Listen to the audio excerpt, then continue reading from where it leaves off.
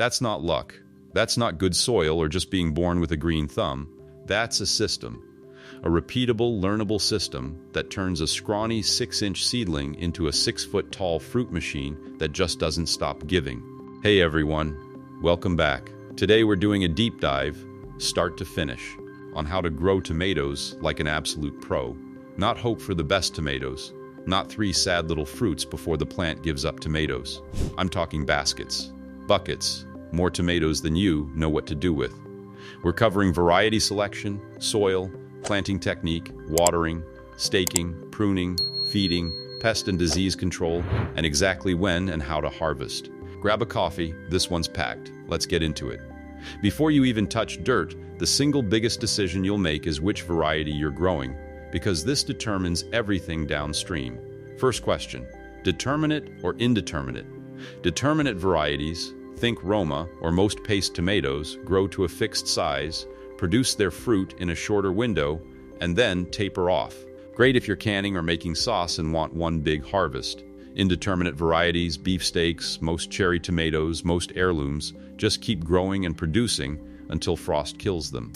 These need more support, more pruning, but they reward you with months of continuous fruit.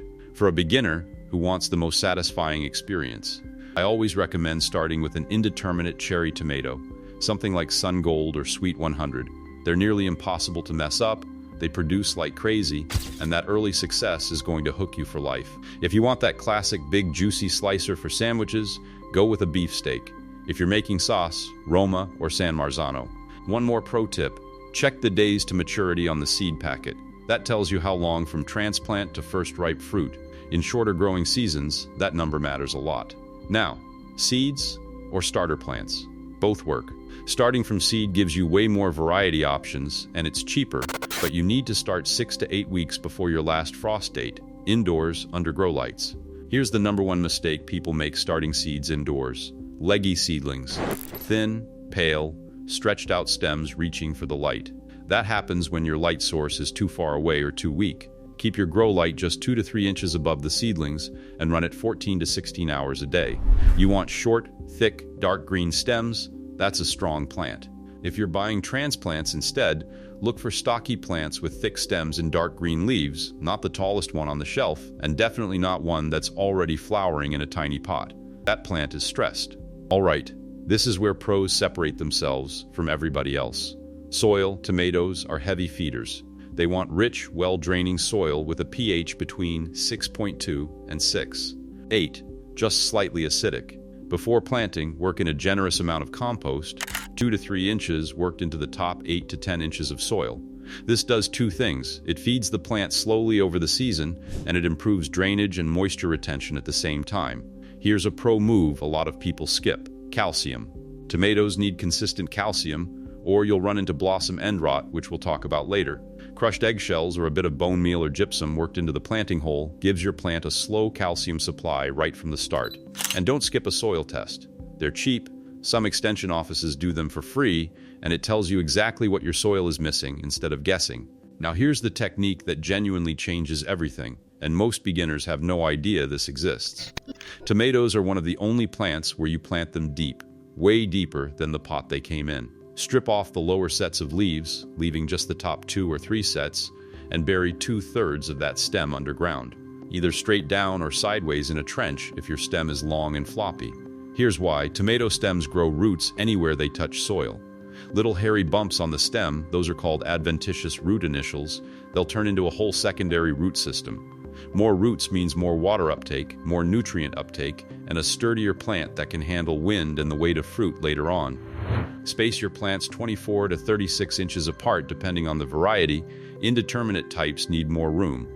Cramped plants mean poor air circulation, and poor air circulation is basically an invitation for fungal disease. Watering seems simple, but this is where a lot of promising plants get ruined. The rule is deep and consistent, not frequent and shallow. Aim for about 1 to 2 inches of water per week, delivered in 1 or 2 deep waterings rather than a little sprinkle every day. Water at the base of the plant, not overhead. Wet leaves sitting in humid air overnight is basically a welcome mat for fungal diseases like early blight and septoria leaf spot. If you can, use a soaker hose or drip irrigation and mulch heavily on top, straw. Shredded leaves or landscape fabric to lock in that moisture and keep it consistent. And that consistency really matters, because if you let the soil dry out and then flood it, you get problems like fruit cracking and blossom end rot, both caused by irregular water uptake, not lack of nutrients. Consistency, more than quantity, is the real secret here. Let your tomato sprawl on the ground and you're asking for trouble. Soil-borne disease splashing up onto leaves, fruit rotting where it touches wet dirt, and a tangled mess that's a nightmare to harvest. Get your support system in at planting time, not 3 weeks later when the roots are already established and you risk damaging them. For indeterminate varieties, I like the Florida weave method for rows or heavy-duty cages, not those flimsy wire cones from the garden center. They'll tip right over under the weight of a loaded indeterminate plant. A sturdy stake, driven a foot into the ground, with soft ties as the plant grows, works great too. Vertical growth means better airflow, better sun exposure on the fruit, and dramatically easier harvesting. Pruning is the technique that intimidates people the most, but it's simpler than it looks, and it's mainly for indeterminate varieties. Determinate types you basically leave alone. See this little shoot growing right in the V between the main stem and a branch? That's called a sucker. Left alone, it'll grow into its own full stem, and your plant turns into a jungle. Tons of leaves, poor airflow, and energy split so many ways that fruit size and ripening both suffer. Pinch these off while they're small, ideally under a couple inches. For most home growers, I recommend keeping your plant to 2 or 3 main stems, pick your leader, and 1 or 2 strong suckers near the bottom. Then remove the rest as they appear, roughly once a week. Also, later in the season, trim off the lower leaves that are touching or close to the soil, again reducing that splash-up disease risk. Tomatoes are hungry the entire season, but what they need changes over time. Early on, before flowering, you want a balanced fertilizer, or even slightly higher in nitrogen, to build strong leafy growth. But once flowers start appearing, switch to something lower in nitrogen and higher in phosphorus and potassium. Too much nitrogen at that stage gives you a giant, gorgeous, leafy plant with hardly any fruit. Feed every 2 to 3 weeks through the season and always water right after feeding so you don't burn the roots. Fast rundown on the usual suspects. Aphids and hornworms. Handpick or use insecticidal soap. Blossom end rot, that's the black sunken spot on the bottom of the fruit, that's inconsistent watering and calcium uptake, not a pest, so go back to fixing your watering routine. Early blight and septoria leaf spot both start on the lower older leaves and work their way up. The moment you spot it, remove those leaves immediately and get them out of the garden, don't compost them. Good airflow, mulching, and bottom watering, everything we already talked about, is 90% of your prevention right there. Walk your garden every couple of days. Pros aren't magic, they just catch problems on day 1 instead of day 10. And finally, harvest. Pick when the fruit has full color and give slightly under gentle pressure. Twist gently or snip with scissors, don't yank, or you risk damaging the stem and next fruit cluster.